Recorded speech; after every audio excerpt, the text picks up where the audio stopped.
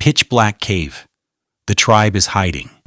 A predator, a cave lion or hyena pack, is circling outside. Everyone is completely still.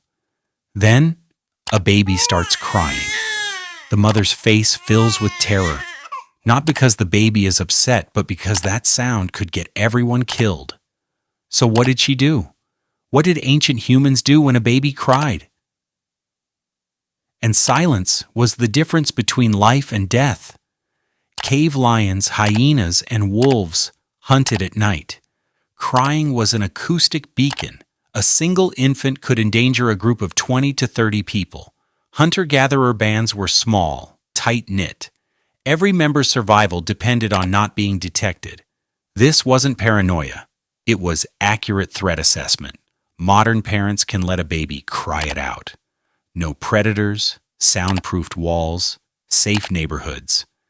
This option simply didn't exist for 95% of human history. Ancient mothers carried infants almost continuously, skin to skin, often in a sling made of animal hide.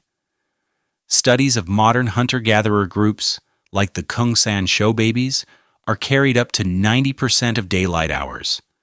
Physical contact suppresses the stress hormone in infants. A carried baby cries 43% less than one left alone. Harvard studies confirm this. Ancient humans discovered this by necessity, not pediatrics. Modern attachment parenting isn't a new trend. It's a rediscovery of 200,000 years of parenting default. Ancient childcare was never just one parent. Grandmothers, aunts, older siblings all took turn holding, rocking, and soothing babies. Anthropologists call this alloparenting. A baby who bonds with multiple caregivers is more resilient, calms faster, and doesn't solely depend on the mother freeing her to gather food, stay alert, survive. Why babies sometimes calm the instant a grandparent picks them up. The nervous system still recognizes the alloparent signal. Rocking and swaying while carrying a baby mimics the movement of walking, the sensation a baby experienced constantly in the womb.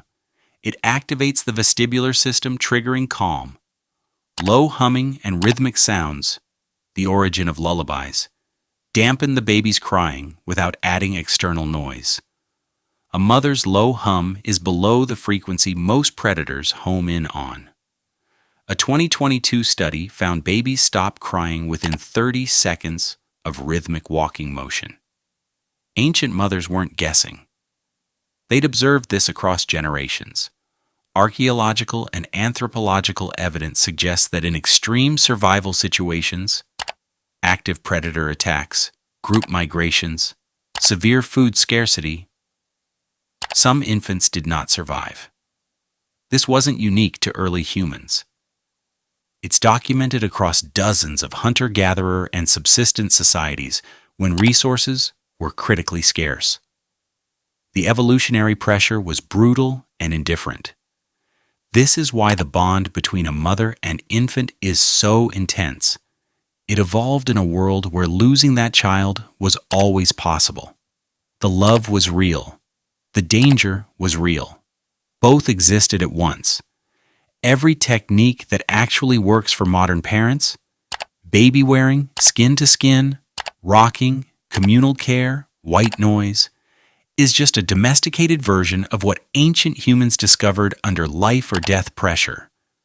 The cry it out method, Ferber sleep training, is the newest experiment. It's 50 years old against a 200,000-year baseline of constant contact parenting. Neither is wrong, but only one is ancient. Next time a baby cries in public and everyone freezes, that's not just social awkwardness. That's a 200,000-year-old threat response firing in every adult in the room. Your ancestors are still in there.